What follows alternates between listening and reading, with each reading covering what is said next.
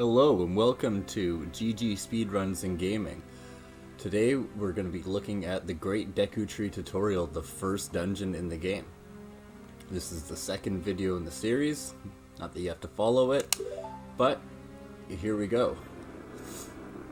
Now that you've probably picked up some Deku nuts and Deku sticks from the beginning, and you'll pick up a bunch more while we're inside.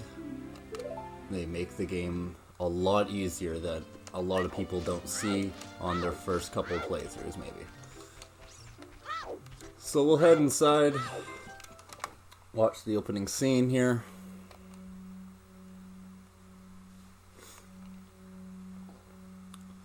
And then head up that ladder on your left. You can pick up some more items at the bottom here. As I've not picked up any yet, you can see that. So this first room is basically just like a spiral. You can either go up that ladder here or go up here on the vines. There's a lot of stopping points for tutorials in this first area. So we'll head over here. We have the map in here, we'll grab that.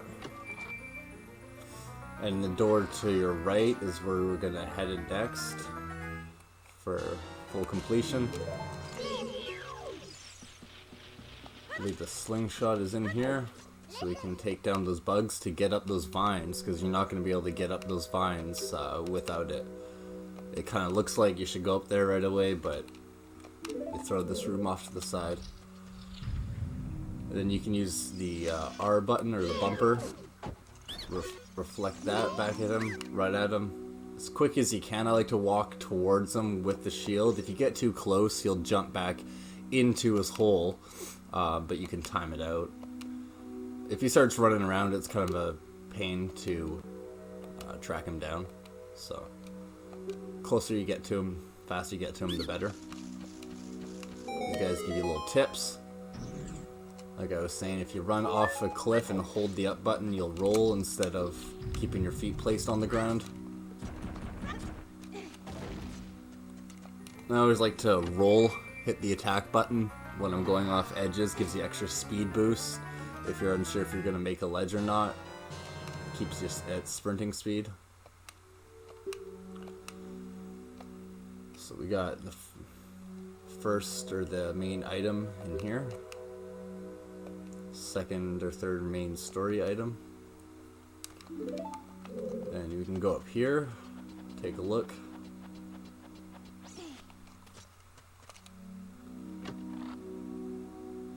Not just a heart, but if you need it, it's there. And we're going to equip the slingshot to get out of this room. Hold down your Z targeting. Now we can go take out those bugs at the top and get to the top of the spiral. Go grab the compass and then drop down into the dungeon. So the whole point of this spiral is that there's that giant hole that you have to get down as the main area, but you have to reach it from up there. So we'll head up there. I like to take all these guys because if they see you, they do just get a lock on you. You can manual aim. That third guy doesn't really like to Z target very much.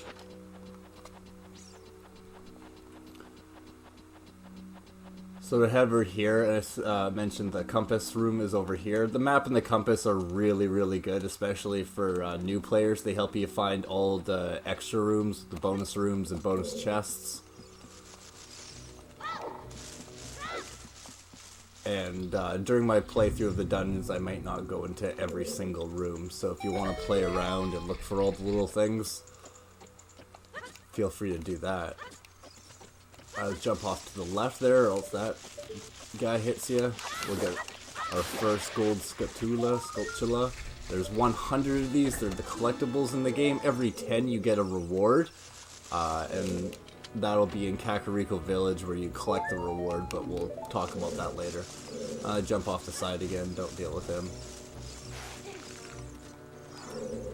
Do we have any Deku sticks to get out of here? We do. To light that torch. Go back over here. And you can run straight across with this. Roll, jump. Grab the compass. So for the gold Scatulas, the 100% collectibles, the first 10 you really just want as fast as possible. If you're going for completion, you actually can't pick up all the gold Scatulas in each dungeon, or for the first 2 dungeons anyway. You have to be an adult Link to get the final bug in the second dungeon, and for this one you have to come back with bombs that you collect in the second dungeon. So name of the game at the beginning is to get as 10 as fast as possible, so you get the adult's wallet and have more money for just buying, spending things, and you may need some of them for story objectives or quests coming up. So there's 3 entrances here. You only have to take out one of them. Line yourself up nicely, don't jump too far. I like to jump off and pull back just a little bit. You can line yourself up as you're falling. So we've ended up in the water. Good. There's 2 more gold Skulltulas. I don't know. In this room.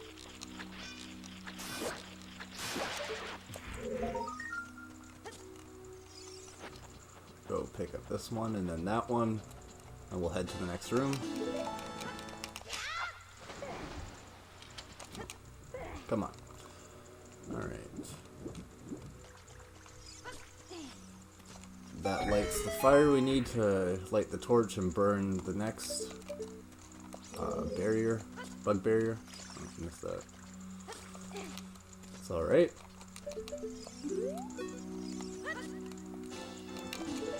So now we got 3, which is a good start. Is there anything or just a heart in here? Oh, there's lots of hearts in these chests. Really give you all the advantage. Sneak past him. So what I like to do too, at the end when you burn your thing, quickly hit B. You'll save from burning away a stick before it burns away. Bring out your sword and target this guy, walk towards him. He'll tell you the code for getting into the boss's dungeon.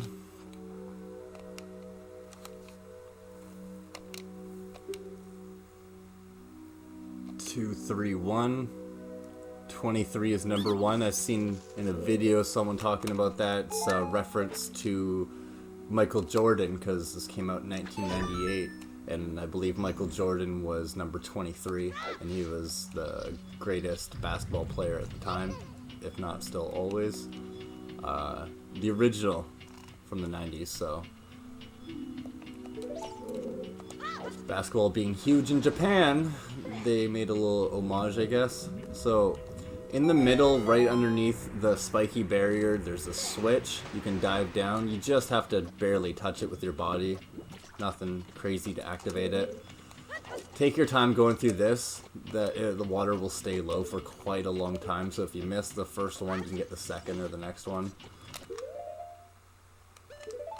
Alright, like to keep those out. We'll go up to this guy. You can always freeze them with these Deku nuts. Deku nuts are, you know, like the grenades or freezing stun grenades, right? If an enemy's blue, he'll stay still and they'll fade back to normal color. So while you're trying to get to the soft spot of an enemy, you can see how much time you got based on their color.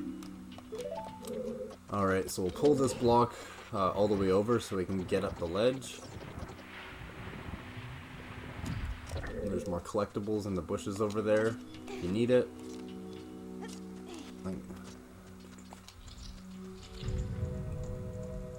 Alright, in this room, all we have to do is light these torches. Simple. I'll hit B, take out my sword. so I haven't wasted a single branch this whole run. This room, I like to either throw a bug or throw a nut at that guy, run across there. So there's these stupid eggs in the middle of the room. So if you're fast, run across the outside. If you want to be safe, go across the outside. If you just want to get through it, roll, run through the middle before these guys get you. Baby Gomas, I guess. It's the baby version of the boss. I guess the spider that's infected the Great Deku Tree that is making it sick from Ganondorf, and we are here to cure that. Or so we think. Alright, so we're out here. We're on the other side of this room. This block is just a shortcut. I like to push it down just in case you fall off the edge or die. You can always come back when you jump down the hole at the beginning. Zelda's full of little shortcuts like that, like how we jumped through the main hole at the beginning. So now if you die, you come back, jump through that hole in there, and you're already back at the boss battle. So this one, there's nothing to jump through for this, so you have to light it on fire. And all these torches are lit up here. Now I just realized that another reason to push the block down is to get to this. So we'll take our Deku stick, run across here, get our flame from this torch. Jump, run, jump. You can just push up into that. You'll jump into that. And push your C button that it's equipped to, and you can strike with the item. So whatever button you use to equip, you can use it as a sword. It's they're really strong. We'll use them against the boss. I think they're as strong as the Master Sword that we don't have yet, or something like that. But it's stronger than this sword. That's all I know. So this is where you want to enter in the code, right? Because there's 3 of them. So 23 is number 1. We'll start with 2. Watch out by getting hit from those other guys. He's just standing still, frozen. Once again, don't get too close. 23, and then number 1. This guy will start running around, so be prepared. And we are at the boss battle.